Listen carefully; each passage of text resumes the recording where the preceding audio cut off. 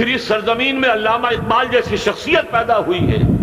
یہ ساری چیزیں جو ہے یہ در حقیقت اشارہ کر رہی ہیں کہ یہ ملک مشیت ایزدی کے کسی طویل سلسلے کی ایک کڑی ہے. اور وہ سامنے آ گیا تھا کہ سن 47 میں یہ قائم ہوا ہے، اور پورے 9 مہینے بعد 14 اگست اور 13 مئی 14 اگست سن 47 اور 13 مئی سن 48 پورے 9 مہینے بعد اسرائیل عالم وجود میں آ گیا. اللہ تعالیٰ نے اس عالمی بیماری، اس کے لیے جو علاج ہے وہ پہلے پیدا کیا ہے. جیسے کہ حدیث میں آتا ہے ما انزل اللہ من دائن الا انزل له دوان. اللہ تعالیٰ نے کوئی بیماری ایسی نہیں اتاری کہ جس کا علاج بھی نہ اتار دیا ہو. اور جیسے کہ ماں کی چھاتیوں میں بچے کی ولادت سے پہلے دودھ پیدا ہو جاتا ہے، اس کی غذا کا بندوبست پہلے ہو جاتا ہے، اسی طریقے سے اسرائیل کا جو فتنہ اٹھنے والا تھا اس کی سرکوبی کے لیے پاکستان وجود میں آیا ہے. اور آج وہ مرحلہ آ گیا ہے تاریخ کا ایک عظیم موڑ. آپ دیکھیں گے کہ بڑی مشابہت پیدا ہو گئی ہے. ایک طرف بظاہر امریکہ کی مرضی کے خلاف اسرائیلی وزیر اعظم نیتن یاہو وہ بڑا ایک غرور کا اور بڑے تکبر کا مظاہرہ کر رہا ہے، اور وہ پورا پیس پروسیس جس پر نہ معلوم کتنا وقت صرف ہوا تھا، کتنی محنتیں ہوئی تھیں، کتنے راؤنڈز آف ٹاکس ہوئے تھے، کبھی واشنگٹن میں ہوئے ہیں، کبھی اوسلو طرز کا کوئی معاہدہ ہوا ہے، کبھی پھر اور اس کے بعد پیشی ہوئی تھی میڈرڈ کے اندر بھی. لیکن وہ سارا پیس پروسیس جو ہے اس کی دھجیاں کر رہا ہے. وہ وقت بالکل قریب نظر آ رہا ہے کہ یروشلم کے مسئلے پر وہاں بٹی دہک اٹھے گی. اور احادیث نبویہ میں جو خبریں دی گئی ہیں کتاب الملاحم کی احادیث میں معلوم ہوتا ہے کہ اب اس کا آغاز ہونے والا ہے. نیتن یاہو کو امریکہ کے خلاف جانے کا اصل میں حوصلہ کیوں پڑ رہا ہے؟ اس لیے کہ اسے معلوم ہے کہ فرنگ کی رگیں جہاں پنجہ یہود میں ہے، چاہے کلنٹن ہو یا کلنٹن کا باپ ہو، یہودی لابی وہاں کی اتنی مضبوط ہے، کانگریس میں اور سینٹ میں ان کا اتنا اثر ہے کہ کوئی بھی وہاں شخص بڑے سے بڑا طاقتور اور بڑے سے بڑا اختیارات کا حامل اسرائیل کی مرضی کے خلاف نہیں جا سکتا. یہی معاملہ یہاں نظر آ رہا ہے. بظاہر تو ناراضگی کا اظہار ہوا ہے، لیکن یہ بات اب تو کھلتی چلی جا رہی ہے. حقیقت یہ ہے کہ یہود اور ہنود کا بڑا گہرا لنک قائم ہو چکا ہے، اور یہ بھٹیاں اب دونوں طرف دہکیں گی. میں اس سے پہلے بارہا کہہ چکا ہوں، ملت اسلامیہ تقریباً 150 کروڑ افراد پر مشتمل ہے، لیکن اس میں سے تقریباً 20 کروڑ عرب ہیں. ان کو اللہ نے خصوصی فضیلت دی تھی. یہ تھے کہ جن کی زبان میں قرآن نازل ہوا. خود محمد عربی صلی اللہ علیہ وسلم عرب تھے، انہیں جو فضیلت عطا کی تھی. لیکن بدقسمتی سے اس دور میں آ کر بھی انہوں نے آزادی حاصل کرنے کے بعد بھی اپنا قبلہ درست نہیں کیا. کسی نے ماسکو کی طرف رخ کیا، کسی نے واشنگٹن کا رخ کیا، اللہ اور اس کے رسول کی طرف رخ نہیں ہوا. واقعہ یہ ہے کہ مجرم ہیں. دوسرے بڑے مجرم 150 کروڑ میں سے 10% یہ 15 کروڑ مسلمان ہیں. حالیہ جو سینسس ہمارا ہوا ہے اس کے بعد اندازہ ہو رہا ہے کہ یہاں کی آبادی 15 کروڑ ہو چکی ہے. 10% امت مسلمہ کا مسلمانان پاکستان ہے. اور یہ اس اعتبار سے کہ اسلام کے نام پر ملک بنا کر نصف صدی گزار چکے، لیکن یہاں پر اسلام کا بول بالا نہیں ہوا، کتاب و سنت کی بالادستی پر اعلان نہیں ہوا. دستور میں ساری اسلامی دفعات موجود، لیکن اس کے ساتھ ہی ایسے خلا موجود، چور دروازے موجود کہ کوئی دفعہ بھی مؤثر نہیں ہے. یہ منافقت کا پلندہ لے کر ہم چل رہے ہیں اس دستور کو، اس دستور مملکت پاکستان کو. لہذا واقعہ یہ ہے کہ یہ بھٹی جو ہے ہماری آزمائش کے لیے آگ آد ابراہیم ہے، نمرود ہے. کیا کسی کو پھر کسی کا امتحان مقصود ہے؟ اس لیے میں نے وہ آیت بھی آپ کو سنائی، وَلَنَّبْلُوَنَّكُمْ بِشَيْءٍ مِّنَ الْخَوْفِ وَالْجُوعِ. آج کی صورتحال پر غور کیجئے، کس درجے یہ الفاظ ہمارے جو ہیں وہ ثابت ہو رہے ہیں اور جس اپلائی ہو رہے ہیں. ایک خطرہ پیدا ہو چکا ہے. واقعہ یہ ہے کہ کوئی کرائسس ہو، کوئی خطرہ ہو، کوئی اندیشہ ہو تو قوم جاگ جایا کرتی ہے. اور اس کے بعد حقیقت یہ ہے اگر ہم نے جرأت کر لی، اور مجھے یقین ہے کہ ہو جائے گا، کچھ لیت و لال ہے، کچھ تاخیر ہے، حکومت کے کچھ اعلانات دو طرفہ سے بھی آ جاتے ہیں، لیکن مجھے یقین ہے یہ دھماکہ ہوگا، یہ مشیت ازدی ہے، یہ شدنی امر ہے، یہ ہوگا۔ اور اس کے بعد یقیناً اس آیت مبارکہ کا دوسرا لفظ ہم پر منطبق ہوگا، وَلَنَبْلُوَنَّكُمْ بِشَيْءٍ مِّنَ الْخَوْفِ وَالْجُوعِ۔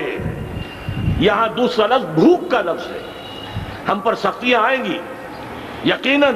الکفر ملت واحدہ، پوری دنیا امریکہ کی زیر سرپرستی ہمارے خلاف کھڑی ہوگی، ہمارے اوپر پابندیاں لگیں گی، لیکن شاید ہمارے جذبہ ایمانی کو بیدار کرنے کے لیے اللہ تعالیٰ اسی کو ذریعہ بنا دے، اور پھر اس کے ذریعے سے پورے عالم اسلام میں عوامی سطح پر جو ہمدردی پیدا ہوگی پاکستان کے ساتھ، اس کے آثار شروع ہو گئے ہیں۔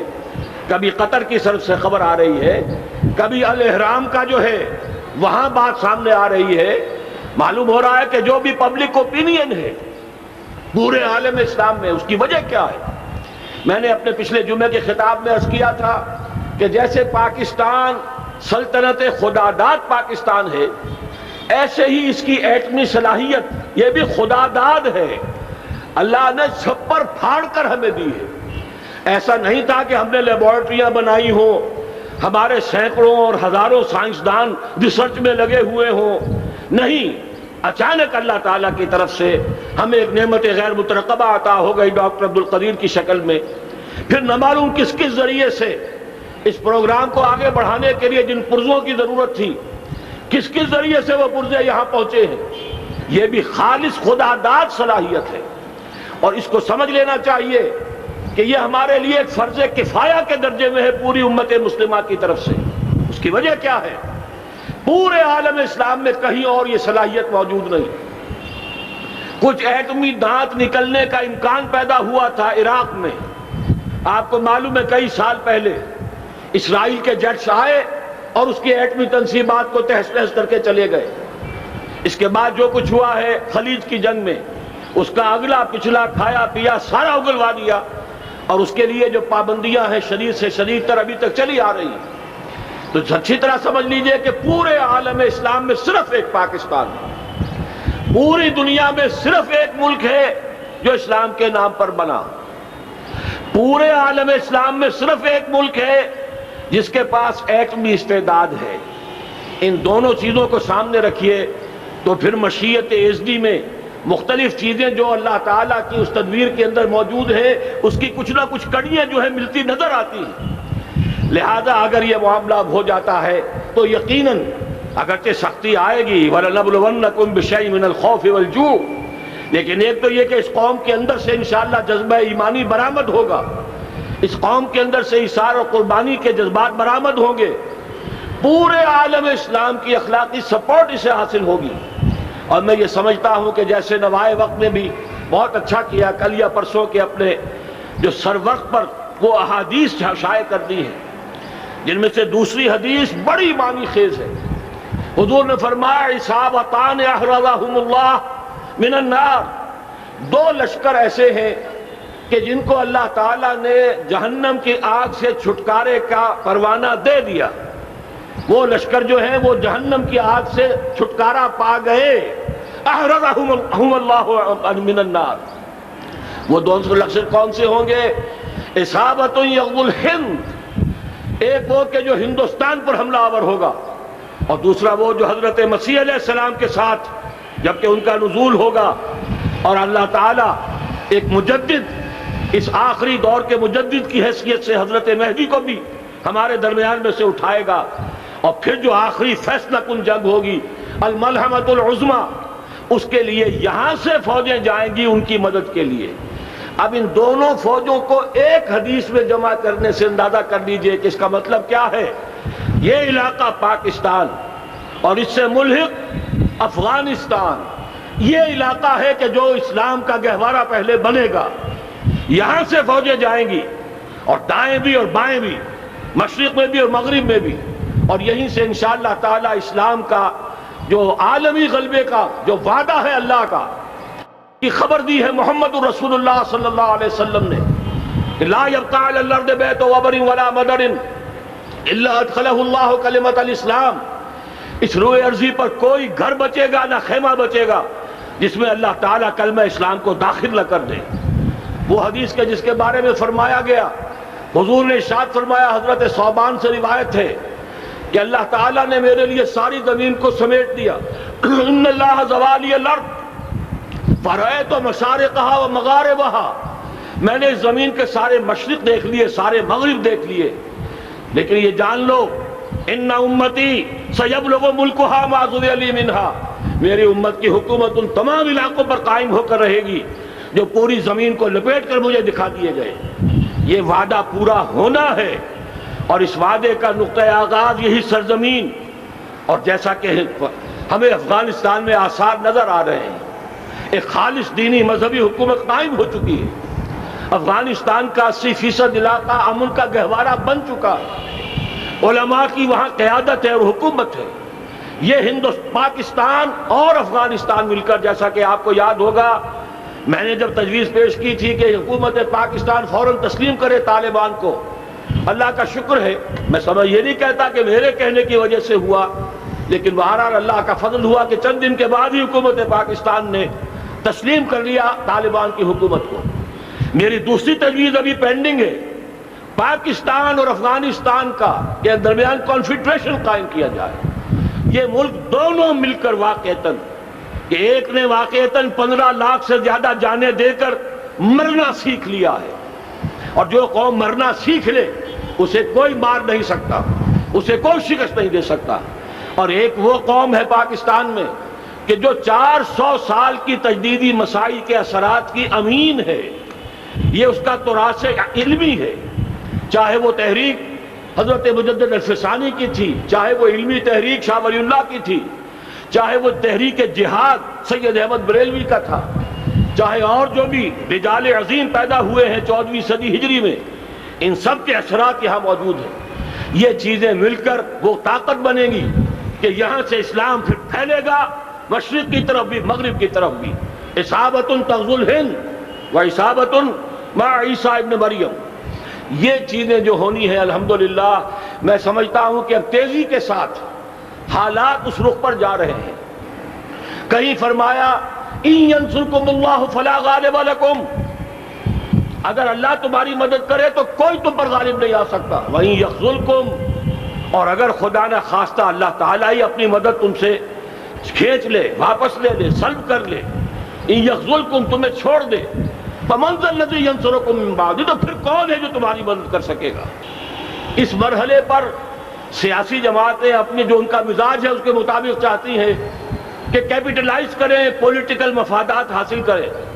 بہرحال میرے نزدیک ایک کنسنسس ہونا چاہیے، ایک نقطے کا دھماکہ ہونا چاہیے، اور نمبر 2 اللہ اور اس کے رسول کے ساتھ صلح اور اللہ کی مدد کی ضمانت حاصل کرنے کے لیے کتاب و سنت کی ٹوٹل بالادستی، پورے دستور پاکستان میں کوئی شے اس کے منافی ہو اس کو نکال کر باہر کر دیا جائے، نفاق سے پاک کر دیا جائے۔ جیسے دعا ہے اللہم ربنا طہر قلوبنا من النفاق، اسی طرح دعا مانگیے کہ اللہ ہمارے ملک کے دستور کو نفاق سے پاک کر دے، اور وہ ساری ترامیم جن کا کہ ہم نے ایک مہم بھی چلائی تھی، وہ ترامیم جس کا تقریباً وعدہ کیا تھا نواز شریف صاحب نے، جس کے لیے 2 مرتبہ ایک محفل میں کہا تھا راجہ ظفر الحق صاحب سے کہ راجہ صاحب پھر تیاری کیجئے اور دستور کی ترمیم کا بل تیار کیجئے، لیکن یہ کہ معلوم ہوتا ہے کوئی بڑا ہاتھ ایسا تھا جس نے روک دیا ہے۔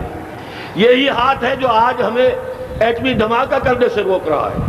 ہمیں چاہیے کہ یہ دونوں دھماکے بیک وقت کریں، اور ان دونوں دھماکوں کے بعد پھر چاہے دنیا کی کوئی طاقت ہماری دشمن بن جائے، ہمارے لیے اللہ تعالیٰ کی مدد و نصرت ہوگی۔ وَلَنَبْلُوَنَّكُمْ بِشَيْءٍ مِّنَ الْخَوْفِ وَالْجُوعِ وَنَقْصٍ مِّنَ الْأَمْوَالِ وَالْأَنفُسِ وَالثَّمَرَاتِ وَبَشِّرِ الصَّابِرِينَ الذین اذا اصابتهم مصیبۃ قالوا انا للہ وانا الیہ راجعون۔ تو قوم انشاءاللہ تعالی، میں یہ سوچا کرتا تھا قوم مردہ ہے، بے حس ہو چکی ہے، دین سے عام طور پر بیزاری پیدا ہوتی جا رہی ہے، جو ہمارے دینی قیادت ہے اس سے بھی لوگوں کے اندر مایوسی پیدا ہو رہی ہے۔ کیسے ہوگا؟ میں نے بارہا کہا جب میں یہ شواہد دیکھتا ہوں جو حدیث میں ہے، جس کی خبریں دی گئی ہیں، 400 سال کی تاریخ دیکھتا ہوں، تو مجھے پاکستان کا مستقبل بہت شاندار نظر آتا ہے۔ یہ تو مشیت ایزدی میں کسی بہت اہم رول کو پلے کرنے کے لیے قائم ہوا ہے۔ جب میں زمینی حالات کو دیکھتا ہوں تو مایوسی ہوتی ہے، لیکن میں یہ سمجھتا ہوں کہ وہ وقت آ گیا ہے کہ جس میں یہ قوم جھنجھوڑی جائے۔ ایک دفعہ کا یہ جھنجھوڑا جانا انشاءاللہ تعالی ہمارے بہت سے دل اندر دور کر دے گا۔ آخر چینی کیا تھے؟ ایک 10 صدی پہلے کے چینی افریمی قوم آج کہاں سے کہاں پہنچ گئی ہے۔ ہمارے اندر بھی چاہیے کہ اوپر راکھ ہے، اندر چنگاریاں ہیں، ان چنگاریوں کے بھڑکنے کا وقت آ گیا ہے، اور انشاءاللہ العزیز اسی ایٹمی دھماکے سے اس پورے عمل کا جو ہے آغاز ہو جائے گا، جس سے یہ سرزمین پاکستان اسلام کا گہوارہ بنے، اور پھر یہاں سے پوری دنیا میں اسلام کے غلبے کی جد و جہد کا آغاز کیا جائے۔ بس میں اسی پر اتفاق کر رہا ہوں۔ اللہ تعالیٰ سے دعا کرتا ہوں کہ وہ ہمارے حکمرانوں کو، اگر تو کوئی تاخیر ہو رہی ہے انتظامی امور کی وجہ سے، کوئی بات نہیں، بہرحال معاملہ اتنا اچانک ہو گیا ہے، لیکن مجھے توقع ہے کہ انشاءاللہ وہ دھماکہ ہوگا اور جلد ہوگا۔ اگر کوئی تذبذب ہے تو ہم اللہ تعالیٰ سے دعا کریں گے وہ نواز شریف صاحب کے دل کو پھیر دے اور اس کے اندر استقامت پیدا کر دے، اور دوسرے یہاں کی سیاسی جماعتوں کو بھی یہ توفیق دے کہ کوئی اور سیاسی مسئلہ اس وقت نہ اٹھائیں، اور جو بھی یہاں پہ مذہبی اور دینی عناصر ہیں انہیں اللہ توفیق دے کہ وہ اس دھماکے کا مطالبہ کرنے کے ساتھ ساتھ، بلکہ میں یہ سمجھتا ہوں کہ اس سے بھی زیادہ زوردار انداز میں دستور پاکستان سے منافقت کے خاتمے اور کتاب و سنت کو سپریم لا قرار دینے کی ترمیم جو ہے اس کا دھماکہ بھی کیا جائے۔ اللہ تعالیٰ ہمیں اس کی توفیق عطا فرمائے۔ اقول قولی ھذا واستغفر اللہ لی ولکم ولسائر المسلمین والمسلمات۔